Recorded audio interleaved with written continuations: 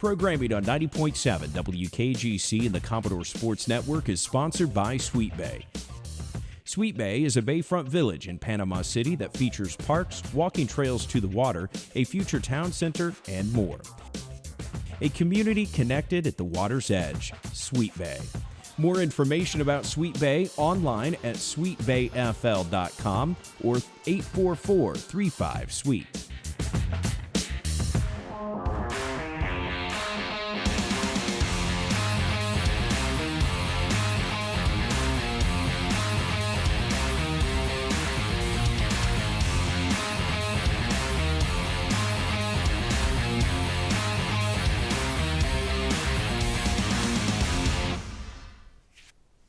Welcome, Commodore fans, to Coach's Corner, a production of Gulf Coast State College's digital media program here at Gulf Coast. And we want to thank the folks at Sweet Bay for sponsoring Coach's Corner. Coach Phil Gaffney and I will talk about the one game Commodores played last week, two big games coming up this week. So we're rolling through this panel conference right now. Commodores 15-8 overall, 4-3 in the panel conference, and ranked 8 in the state coaches poll at this time. So, Coach, we're not quite 2/3 of the way through, but after Wednesday night, we'll be 2/3 of the way through. Before we jump into Saturday's game, let's just talk a little bit in general about how you think we're doing and where are we? Well, you know, we're 4-3, which is fine. It's a winning record. We're okay, but really we wanted to be 5-2 at this point. We you know, if you're trying to go 8-4, we need to be 5-2.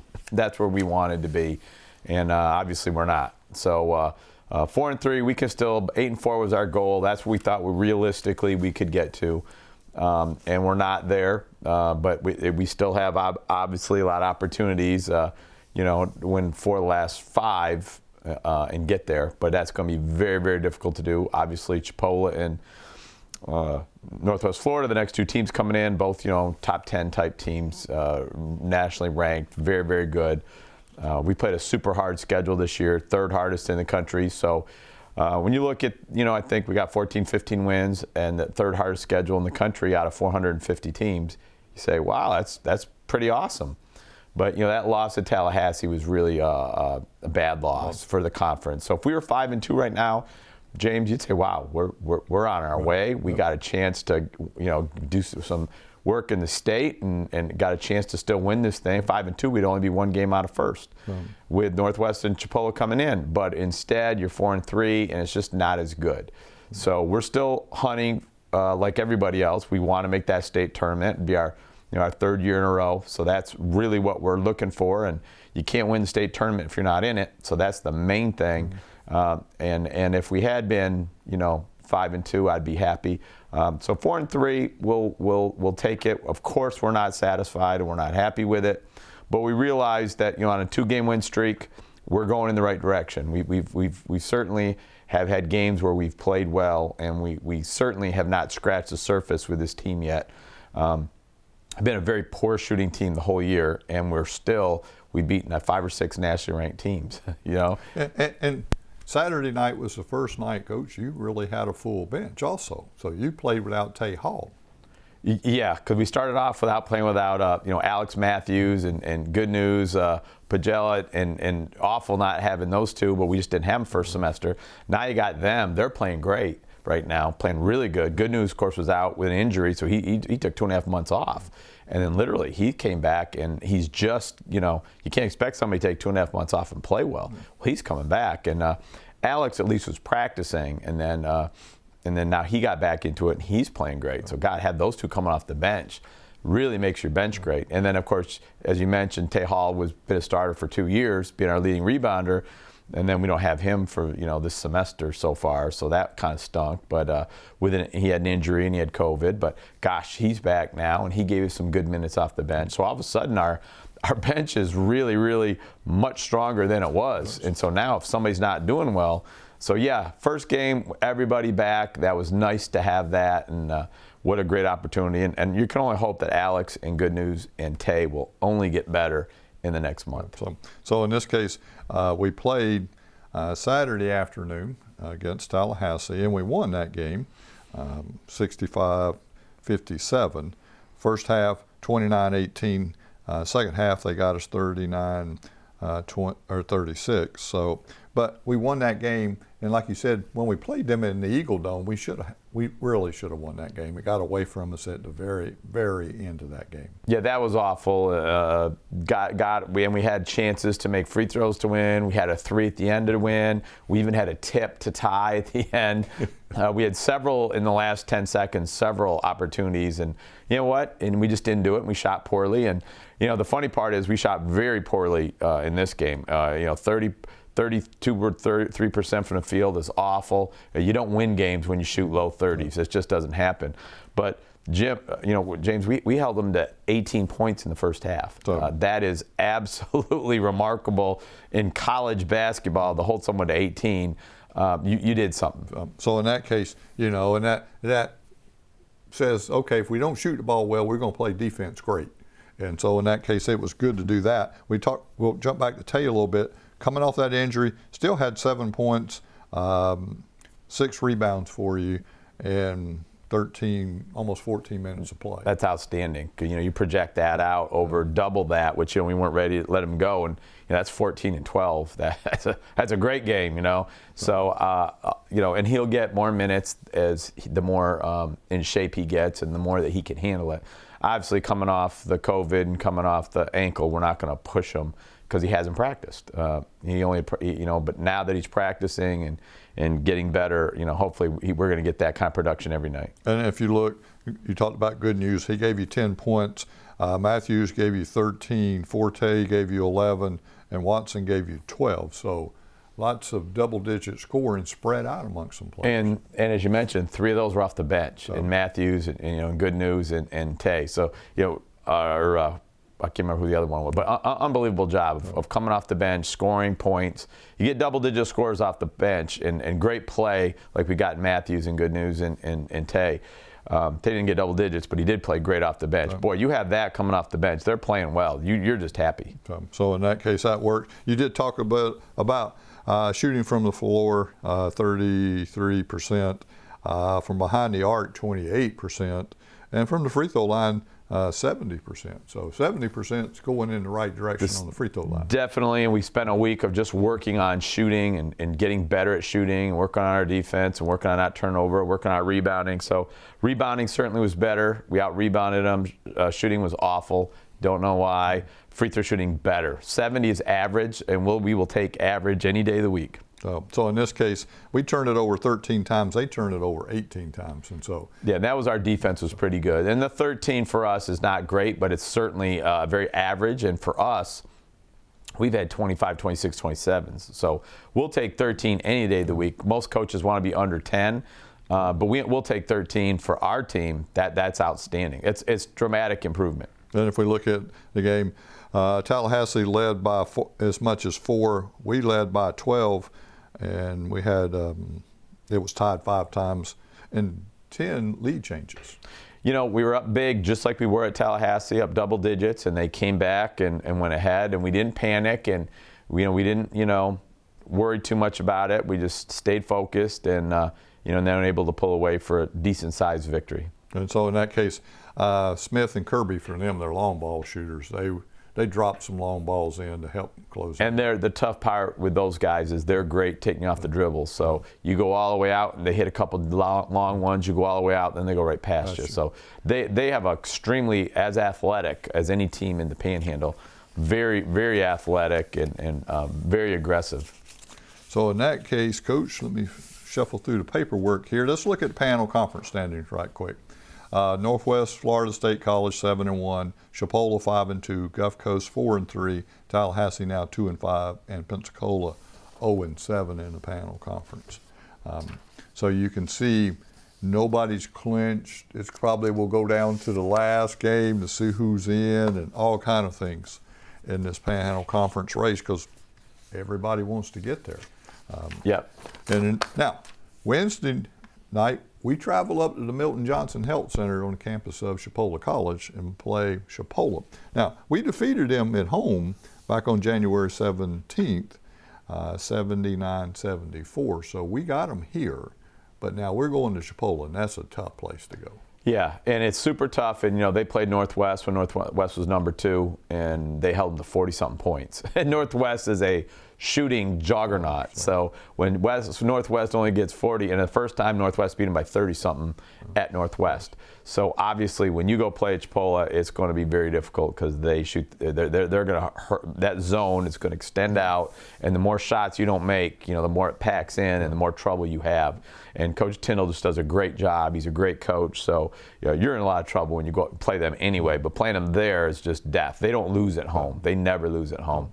So but we have the confidence of we're on a 2-game win streak, and we've beaten them we've already beaten them when they were ranked 9th in the country.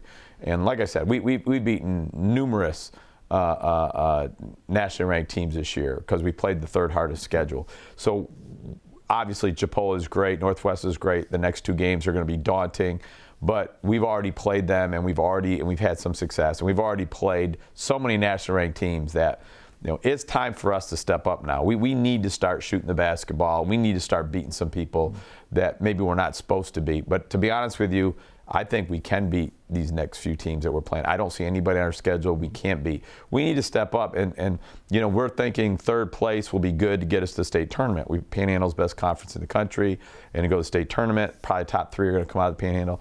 But Tallahassee's still, we haven't knocked them out. If we had won the game against them and they were 1-7, okay, now we're pretty much going to go to the state tournament. That's not the case. We still got to go there. We still got to go to Pensacola, and you still got to go to Chipola. And man, you got a tough Northwest, very tough team.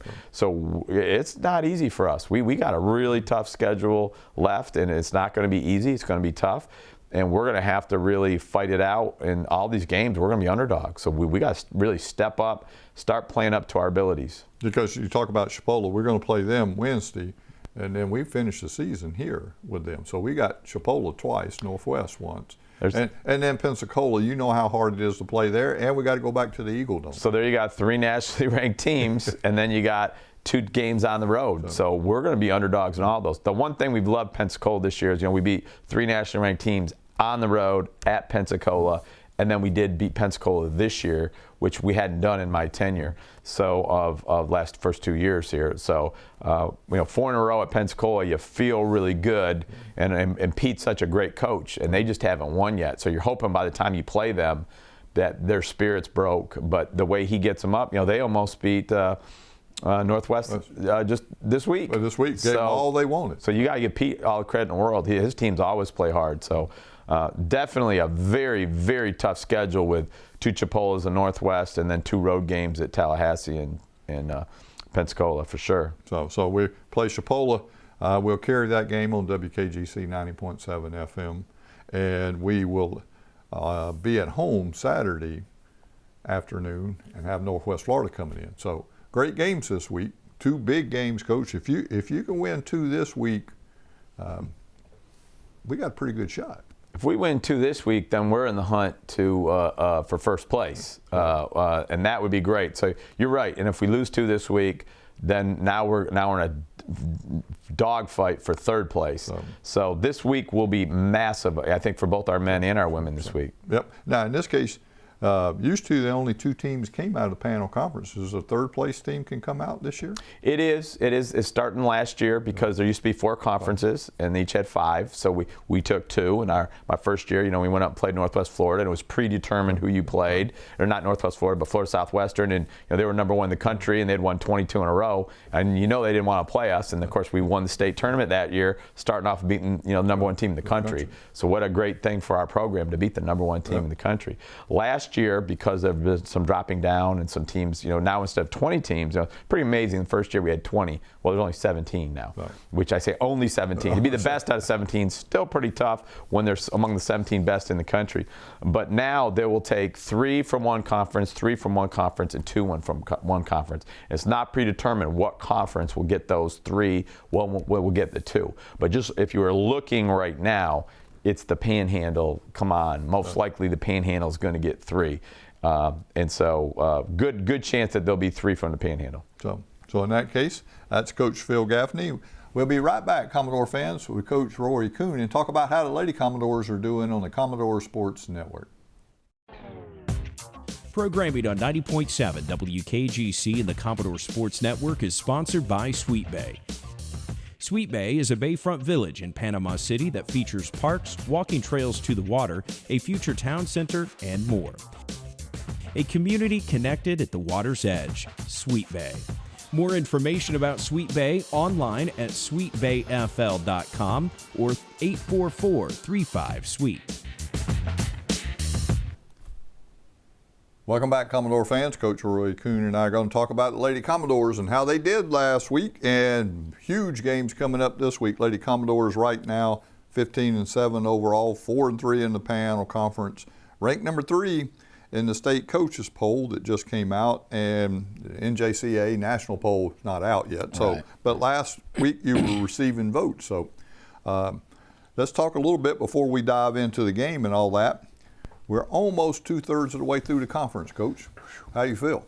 5 games left. I mean, it's flying by. I mean, I told him you're going to blink, especially with that little, the game getting canceled with COVID and pushed back and doing the 4 in 7 or 8 days. Once you got through that stretch, then we just played another one. It's 5 games left to your regular season, so it's just flying by. It's kind of crazy, but hey, here we are. So, and if we take a quick look at the panel conference stand and see where we're at. Northwest 7-1, Chipola 4-3, Gulf Coast 4-3, Pensacola State College 3-4, and Tallahassee 0-7. And nobody's clinched, and everybody's still. We're tied for second. Yeah. July, no team tied for second now. That's not too bad. Yeah, right. No team, and now we're tied for second, and we get to go on the road and play Chipola at their place, and follow it up with a game against Northwest. So, yeah, I mean that's what this conference is all about. It's the best for a reason, and there's no real separation. I mean, even though I think Pensacola has 4 losses now, it's still a really good team and still a dangerous team. And as I told you before, you never sleep on even Tallahassee. I mean, it doesn't matter. They're 0-7; they can beat anybody. So, I mean. Just kind of the nature of the beast in this conference, And if you look at those 2 teams, let's talk a little bit about Pensacola. Yeah. We've got to go to their place and play. Right. And as we know, that's never easy. That's a tough place to go. Tough place to go, tough place to play. Good crowd, good gym, and they're good at home. And they're good at home, and they have Tallahassee twice left, so that should help them stay in the race. And then we've got to go to Tallahassee and finish up with them. Yeah. Also. Yeah. Still another tough place to go, because when we played over there, they gave us all we wanted there. Yeah, they did. I mean, and they played us to a 10-point game here the other day. I mean, it's just, like I said, there's no easy games. So, you just got to kind of stay focused and try and get better in the limited time we have left to practice and play games. So, I mean, that's kind of what I've been telling them. Maybe got to make the most of each day and continue to get better. Yeah, well, at least you're having some practice days now, not just game prep days. Yeah, I don't know which one I like better. Sometimes I like just showing up, Yeah. Well, in that case, let's talk a little bit. We played Tallahassee Saturday in the Billy Harrison Field House, 173-63. Look at the game by the quarters. We got them 18-11, 15-5. And 5 points, to hold them to 5 points in one quarter, that's some pretty good defensive play. Yeah, we were, getting out there, pressing, trapping, and, I think as I said before, it wasn't the usual suspects, so to speak. Maddie Aladiabate gave us some really good pressure, coming in and giving us some energy, changing the tempo of the game, and then, that was more in the first half. And Jalea McCain was great in the second half. She went on a 6-0 run by herself, gave us a really good spark. And, Musha looked pretty good there, on the pick and roll game, finishing at the rim, rebounding the ball. So overall, it was a good, team effort. So if you look at that, now if we look at the third and fourth quarter, they got us 2018 and 27-22. Is just tired at the end of the game, or? Yeah, a little bit of tired, and I think at that point, we were up, 16, 17 at some point. We led by as much as 19 in that game. Yeah, so you know how when that happens, kind of sometimes they get a little lackadaisical. I think what happened was, one of the kids on their team made a 4-point play, and then they hit another 3 after that. Yeah. So you're looking at a 7-0 run right there. So that stuff adds up quick, but. And they led by 1, and we only had 2 lead changes, so that pretty much tells you that you were pretty much in control the whole day. Yeah. So now I got a Morgan. We always talk about her scoring. She had 22 points. Yeah. She had a double-double. She had 11 boards. She finished with 11. Yeah, So that's good. So in other words, I think that's the first double-double we've had from any of these players this year, unless I missed something. It could be. So you got to pat her on the back. I'm going to have to. I didn't even tell not her only that, she's scoring, but she's rebounding too. You know, Cracknell with 10. McCain, like you talked about, limited minutes, 11 minutes and 7 seconds, scored 8 points for you. Yeah. And at one point, it was a 6-0 run by herself. So I mean, she really had it going. So that. The only thing I was mad about her was she asked for a sub after that.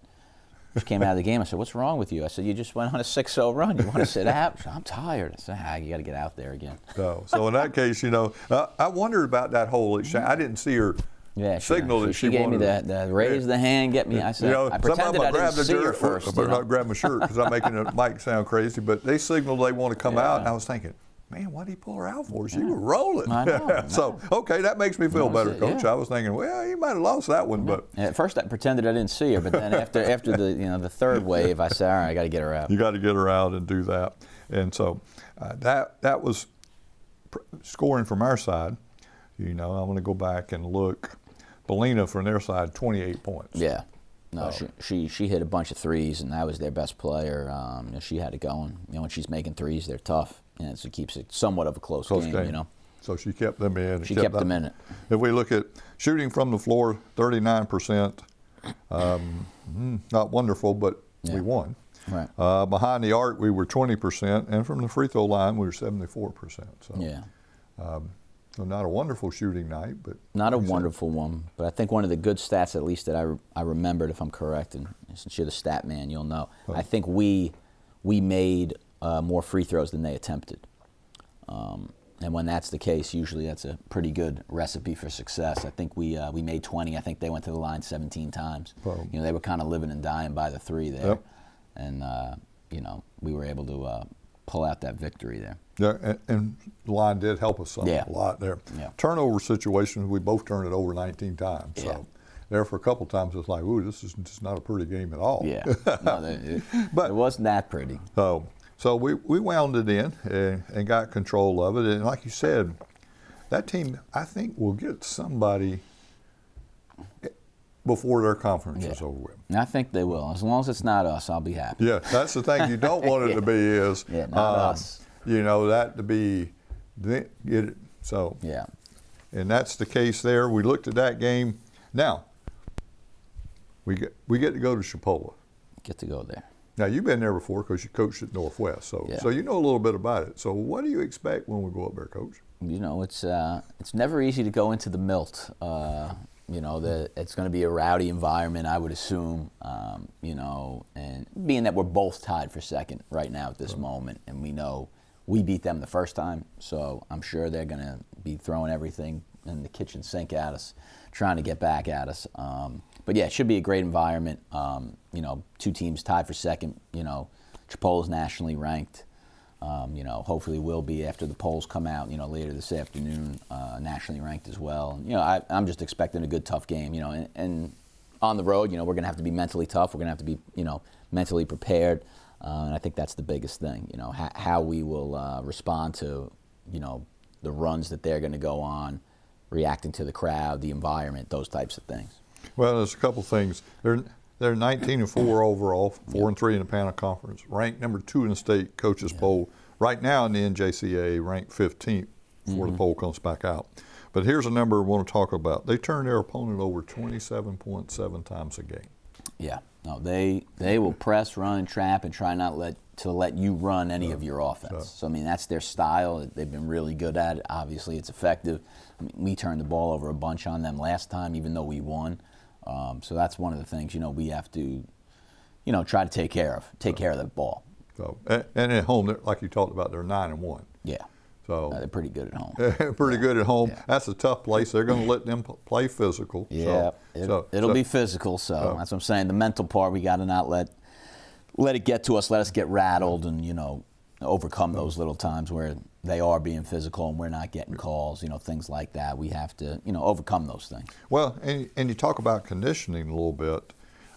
when those players just ride you with their bodies, it wears you out faster. Yeah, I mean, that's one thing, I talked about all last game with them. I mean, Morgan, and it's kind of been her thing all year. People just ride her, hand check her, forearm her the whole way up the floor. And I always say she kind of gets, punished for having a quote-unquote Power 5, background and being able, she's played at that level. She can take those bumps and hits, but there's still fouls at the end of the day. And it just depends on, how the game's being called. But, as I've told her before, you got to see how the game's being called, and you got to adjust, and you got to control yourself. And in this case, they got numerous players in double figures. McLaughlin, returning player, averages 15.7 points a game. Muhammad, a returning player, averaging 13 points a game.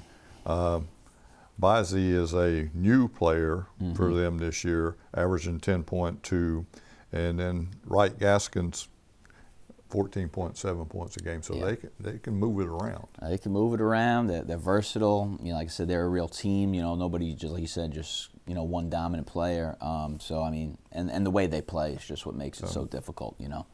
So in that case, they're going to get after it. The other thing, another dominant feature to look at them: 46.7 rebounds a game. Right now we're averaging 37.3. Yeah. But now our bigs are getting a little better. We're getting a little better. I mean, last game when we beat them, we out-rebounded them. So we need to have another big day on the glass again. Like that's always a determining factor. And if we can control the glass or be somewhat even with them, we'll put ourselves in a chance to win the game. Yep, because they're going to hang their hats on that second chance points and things like that, and you not getting them. And if we can, you talked about, I think the first game, we defeated them in the Billy Harrison Fieldhouse 76-67. Yeah. And they were kind of really, it was a point of emphasis as them, how could we out-rebound them? Yeah. Yeah, and we went about rebounding them, and they weren't too happy about that, I don't think. So the rebounding was the thing. It was that was talked about in the back halls and rumors and stuff.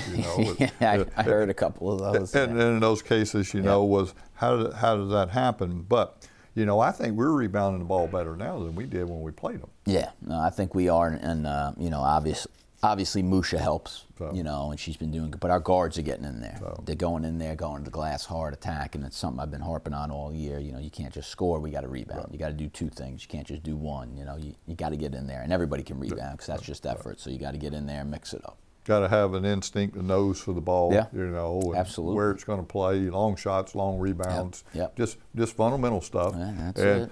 And we talked about earlier, Morgan had a double-double, 11 boards. So you must have challenged her. So now with 20-plus points a game, now she's going to see if she can get double-double. Throw those rebounds in there too, So, help her out. Now, when we get done with that, then we have the Raiders of Northwest Florida coming back to the Billy Harrison Fieldhouse. Yeah.